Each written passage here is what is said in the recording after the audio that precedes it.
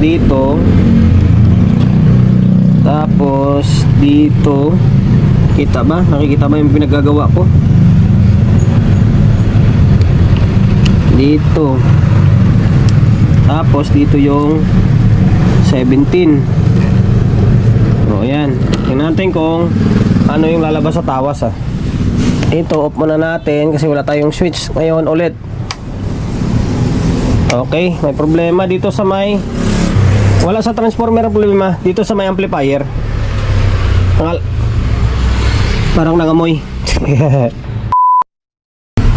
Ace na AC 205N. Madalang na ako makagawa ng itong klaseng unit Mga pangatlo pa lang yata ito. Yan, Ace na AC 205N model, galing Batangas ito. Medyo madaling araw pa lang tumatawag na yung rider nito na nandito na daw sa may shop. Ayan. Shoutout, and then maraming salamat sa pagkakatiwala ng unit porter sa akin, sir Kahit malayo yung Batangas dinala nyo pa rito para ipagawa lang. Okay, ang issue nito, kaya dinala rito sa akin, ang combo namin ni sir ay sira daw yung transformer na ito na nga.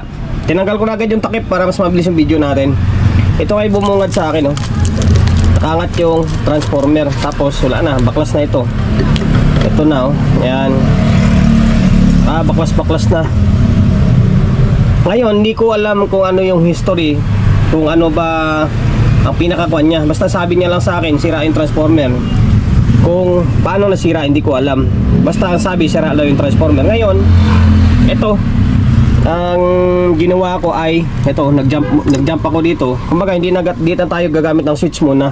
Narekta ko yung transformer dito sa may AC line. Okay? Ayan para mas mabilis yung video natin in case na transformer nga talaga yung sira nito.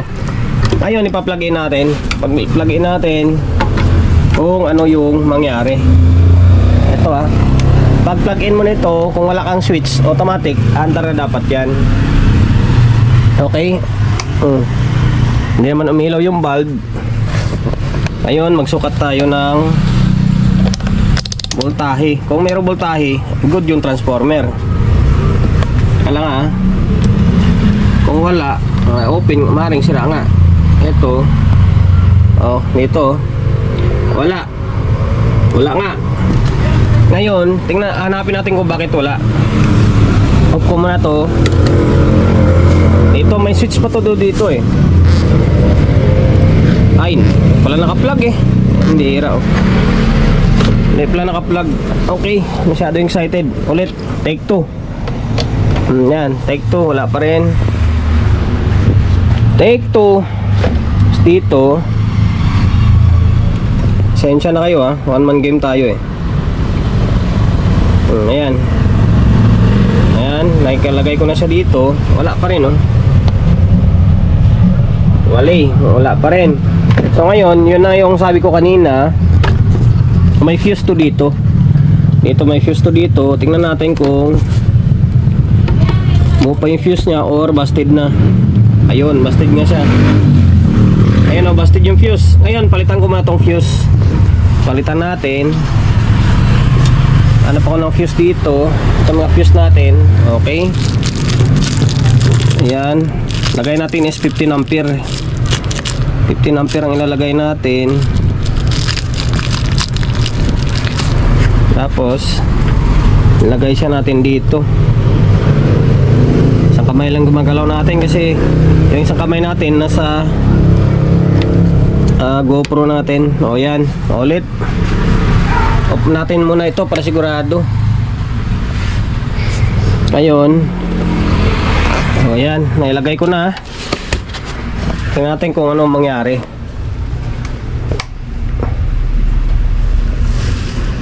Parang wala naman hindi naman umilaw doon nakakabit na yan may fuse na. Check natin ito, papunta siya dito kasi isa papunta dyan sukat tayo ng voltahe. Okay, tingnan natin dito. Meron naman voltahe diba? Loko ah. Yan ang declare kasi ng technician daw na gumawa nito. Sabi daw sira daw yung transformer. Na bakit sira? Paano sira? Buo nga ito. Kaya lang ha. O yan o. Tapos yung voltahe ay naka 250 tayo. Nasa 55. Nasa 55 yung voltahe o. Ngayon lagay ko sa isa. O, lagay ko sa pangalawang butas. Meron din. Tapos dito sa may maliliit na lang. Sa maliliit. Teka lang. Pasensya na kayo. One man game tayo. Pakita ko na lang sa inyo kung meron siya or wala. O yan. Yung 9 volts meron. Lagay natin sa may 50 yung ka natin. Tester natin. Tapos dito. Ano nyo yung tester ha. O meron siyang 9 volts. Tapos itong malamang itong dilaw itim is 17 ito. Oh, meron din. Oh, meron 15. Tapos kabila. Oh, meron din oh. Buo yung transformer. Loko ah. Buo yung transformer eh. Buo yung transformer. Baka mamaya output yung sira nito kamo. Ngayon buo itong transformer. Tinanggal pa nila yung balot to. Tinanggal pa nila. Ngayon balik natin to. Salpak natin to sa may amplifier. Tingnan natin kung alin or saan yung pinaka problema. Kasi ang declare kasi ni sir, sira doon transformer. Yan ang sabi ng unang gumawa sa kanya. Kaya nga ito nakakalas-kalas ito. Okay. Ay off ko dito. Wala pala dito. Direkta ko pala siya. Ngayon teka lang ha. Lagay ko siya dito. Higutin natin to. Mamaya magasgas tong transformer dahil wala nang sapin. Ikutin natin lang. Tapos balik natin dito. Tapos dito. Kita ba? Nakikita ba yung pinaggagawa ko? Dito. Tapos dito yung 17. O yan. Tingnan natin kung ano yung lalabas sa tawas ah. Ito off muna natin kasi wala tayong switch ngayon ulit. Okay, may problema dito sa may wala sa transformer ang problema. Dito sa may amplifier. Parang nangamoy. Parang may nangamoy. Ang hanapin na lang natin kung alin yung side or channel na yung may problema. Tingnan nyo. Oh. Ito, umusok na dito. Ito, may umusok dito. Okay, alam na natin. Pambihira oh. Buo yung transformer. Akala ko transformer yung babanatan ko. Dito sa may mainboard na problema. Siguro dahil pumaputok yung fuse doon dito sa may AC line. Kaya dineclare niya na sira yung transformer. Mataas kasi yung amperahe na nilagay dito, nasa 20 ampere. Kaya nauna pumuputok yung AC line against dito sa may DC line or sa secondary. Okay, baklasin ko muna itong board. Baklas ko na yung board. Tapos minaklas ko na rin yung bloke. Ang pag-check ng output nito or power transistor ay kahit di mo nakakalasin yan pa isa-isa or lahatan. Gagawin mo lang ay tanggalin mo lang yung mga bloke niya or nasa emitter. Ito. Baklasin mo lang ito. Tapos mag-check mo na yan pa isa-isa kung alin yung may shorted. Okay? Ayun, pakita ko sa inyo. Meron tatlong sira. Tatlo. Dito ay parang good dito eh. Ito good. Ito good. Ibigay niya. Good. Nilagay mo dyan. Tapos dito good. Dito short to. Yan, shorty dito. Medyo kan lang camera natin kasi GoPro yung gamit natin. O yan. Short. Ito short. Ayan. Tatlo yung short. Ito. And then ito. Ano bang code niyan? A negative. A941 yung sira. Ito. Tapos dito sa my side. Yung umusok kasi dito banda eh. Dito banda yung umusok kanina eh. Dito na side, baka maaring ito lang yung side na yung nasira.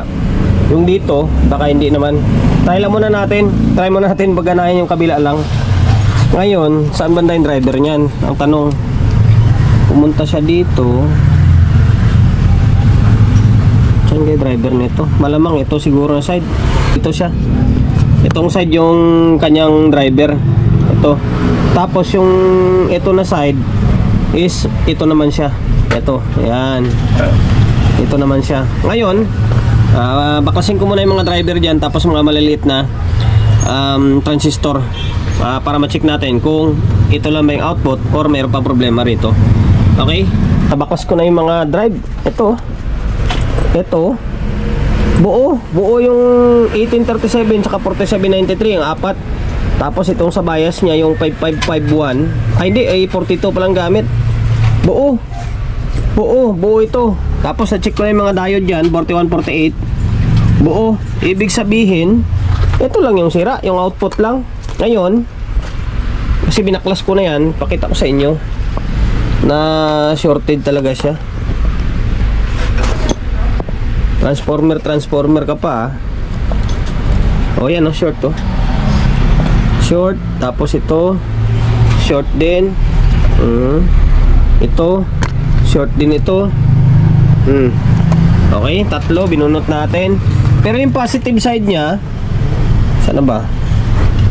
Ala, dito pala yung kabila niya. Hindi ko pala na-check dito. Akala, pares pala A lahat dito sa kabila, A pala lahat dito. Dito pala yung positive sa kabila. Check ko pala muna ito, pambihira oh. Kung may sira man yan, di baklasin ko na lang. Kung buo, mas okay. And then, balik ko na muna yung mga pinagtatanggal ko. Balik ko yung A1940, A1837, tsaka 4793. Pati yung bias niya na A42. Tapos itong mga bloke, sana buo pa. Kung may open man, palitan natin. Tapos check ko yung output, sana sa may positive. Ito pala yung magkapares. Ito, positive dito, negative dito. Tapos positive dito, negative dito. Ayan. Okay. May tinira, isang piraso. Sira pala yung dalawang output dito. Pambira, akala ko nandito. Ito pala A lahat dito, C lahat dito. Sira din dito, dalawa. Yung iniwan ay isa na lang. Buo ito. Ayan, ito siya oh. Dalawa. Ito yung kanina yung A, tatlo na yan. Tapos yung bloke, apat yung open. Yun, may 5 tayo na naiwan. Ngayon, pakita ko muna sa inyo na sira yung output na C ah. Baka mamaya sabihin nyo eh, anis ako, hindi naman tayo nagsisinungaling. Ayan o. Diba? Short. Tapos ito, ayan, short to. Ngayon, ito naman yung isa. O, buo ito. Buo. Ayan. O, buo siya. O, hindi siya pumalo. Okay? O, palitan ko na. Palitan natin yung output. Balik natin yung mga pinagbubunot natin. Kinumpleto ko na yung output. 1, 2, hindi, ito pala. 1, 2, 3. Yan. A1941 dito, tatlo. Tapos dito sa likod niya ay dalawa. Yan, dalawang C5198. Yan, kompleto na siya. Yung mga bloke pinalitan natin. Wala tayong bloke na ganito wala. Yung nilagay natin is yung pahiga sana. Kaso wala nga tayong ganon. Ito na lang, diskarte lang. Alambre lang naman katapat niyan 1, 2, 3. Ito yung isa nakasingit. Ayan. Okay, kompleto na. So ngayon, try muna natin ibalik ito sa casing. Balik natin, tapos tingnan natin kung ano mangyari. Magkakaroon pa ba ng shorted? May usok pa ba or ano? Balik ko na yung board. Ayun kompleto na yan Dalawang tornilyo lang muna, dito and then dito. Naibalik ko na yung mga kable. Yan, obserbahan natin, tingnan natin kung magre-relay ito. And then napansin ko pala, yung fan na to, puro pa palabas yung hangin. Maganda siguro gawin nito para mahanginan nito. Ang gagawin, baliktarin ito, baliktarin ito. Ito magiging buga niya. Tapos yung isa, ito na lang yung magiging higop niya. Mamaya baliktarin ko na lang yan. Kasi iinit to. Lalo malayo yung pagitan ng fan, no? Malayo. Hindi niya mahigop. Siguro mahigop niya hanggang dito, yung dito hindi niya gaano mahigop yan. Tapos may na buga na lang. Tapos ito na lang gawin na exhaust Okay? Tingnan nyo Naibalik ko na lahat Naibalik ko na lahat yan.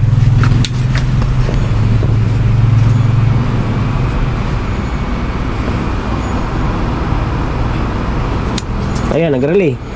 Normal na. Naka-input. Normal na siya. Ganda ng mukha niya, no?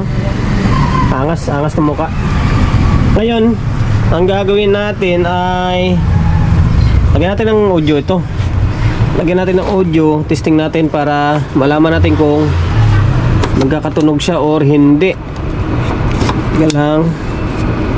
Dito, yung terminal nito ay binding post and then naka-speak on din.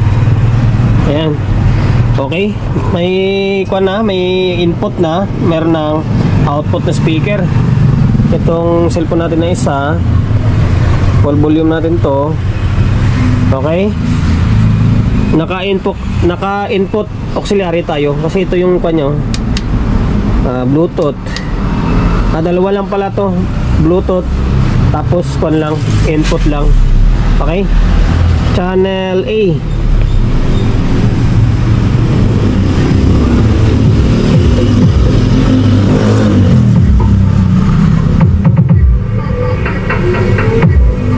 Ngayon, channel 2.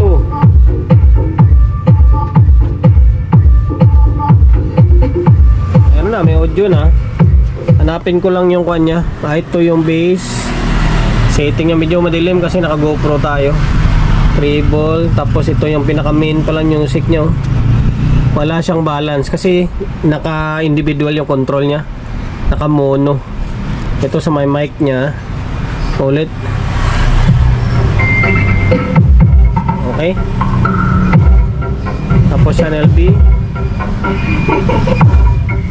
Lakas.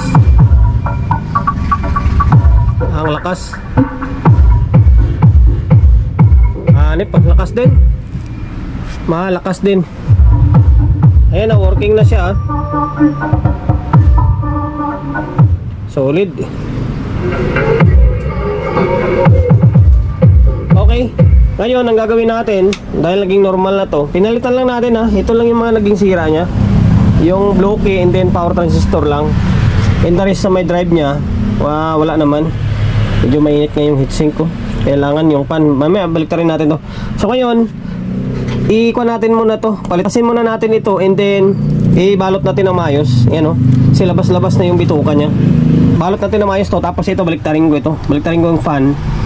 Yung isa na lang gawin natin na exhaust. Ito naman, gawin natin intake ito. Okay? Naibalik ko na yung lahat ng tornilyo. Ito, na-tornilyo ko na lahat ito. Tapos ito, naayos ko na yung tali. Yan, wala nang mga nakalugay na exist na kwan yung mylar tape. Yan, ayos natin yung balot nya. Tapos ito, na tornilyo na. Yung itong fan, nabaliktad ko na rin. Yan, yung pangalan ng isa dito. Yung isa naman doon sa likod yan. Ibig sabihin papunta doon. Ang ginawa natin, yung ito is intake ito. Papunta dito yung hangin. Tapos yung isa niyan is palabas na lang. Although parang wala na akong kwentahin kasi malayo naman oh. Malayo na, tapos dami na butas-butas. Dapat maigi nga siguro yan.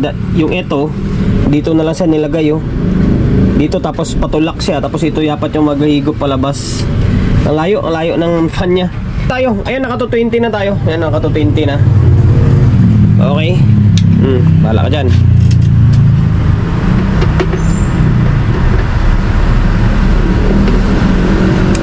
Ayan, nag-trigger ang relay. Solid din tunog. Aha.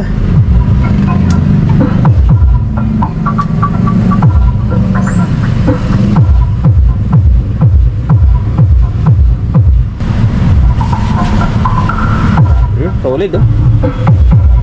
Solid din. Mas maganda na oh, dito na yung hangin niya oh.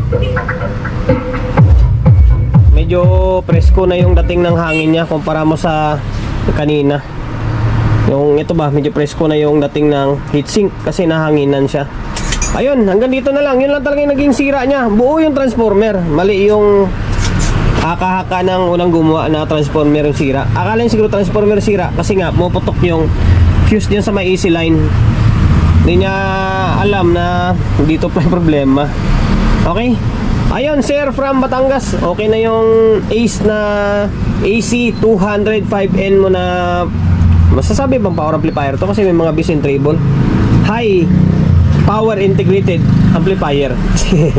Ayan, okay na. Maraming salamat sa pagkakatiwala mo ng unit po ito sa akin, sir.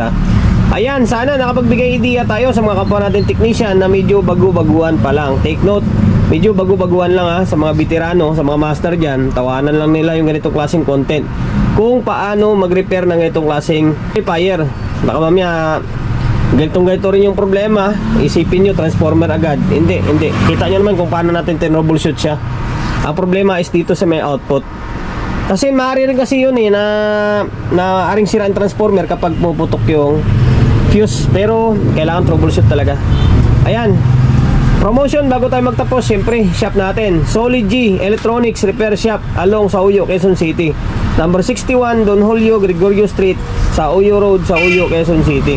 Social media pages natin, sa mga hindi pa nakapag-follow, paki-follow, and then siyempre paki-share na video natin sa my Facebook, YouTube channel. Sa mga hindi pa nakapag-subscribe, paki-subscribe, like, share, and then siyempre paki-hit ng bell button sa gilid para updated ka sa mga susunod na video na i-upload ko. Ingat, God bless, and then peace atin lahat.